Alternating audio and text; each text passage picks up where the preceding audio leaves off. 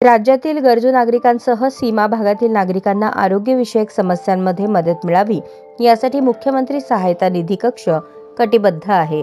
मुख्यमंत्री देवेंद्र फडणवीस यांच्या मार्गदर्शनाखाली कक्षाच्या माध्यमातून सीमावर्ती भागातील गावांना सातत्याने आर्थिक सहाय्य प्रदान केले जाते।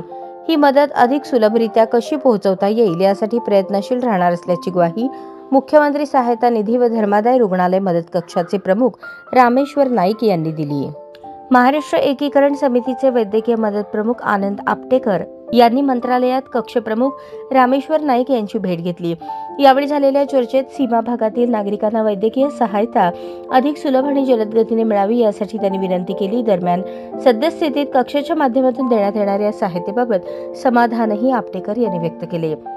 नाईक म्हणाले, मुख्यमंत्री सहायता निधी आणि धर्मादाय रुग्णालय मदत कक्षाच्या माध्यमातून अधिकाधिक गरजू रुग्णांना तातडीने आणि पारदर्शक पद्धतीने मदत मिळावी यासाठी नवे निर्णय घेण्यात आले आहेत। आजारांचे पुनर्विलोकन, आर्थिक सहाय्याची नव्याने निश्चिती आणि रुग्णालय संलग्नीकरणासाठी निकष ठरवण्यासाठी विशेष समिती गठीत करण्यात आली आहे। याबाबत शासनाने शासन निर्णय जारी केला असून त्याची अंमलबजावणी झालेली आहे।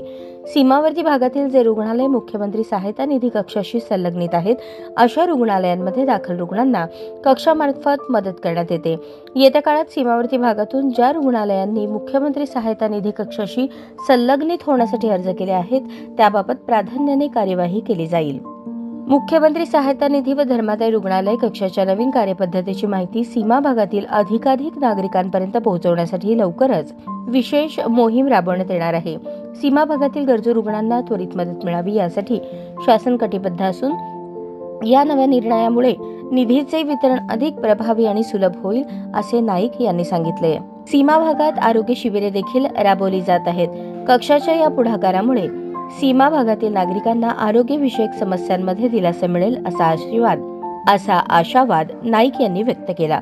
राज्यातील तसेच सीमा भागातील रुग्णांनी मुख्यमंत्री सहायता निधी व धर्मादाय रुग्णालय मदत कक्ष संबंधित अधिक माहिती जाणून घेण्यासाठी कक्षाच्या 9321103103 या हेल्पलाईन क्रमांकावर संपर्क साधावा असे आवाहन रामेश्वर नाईक यांनी केले।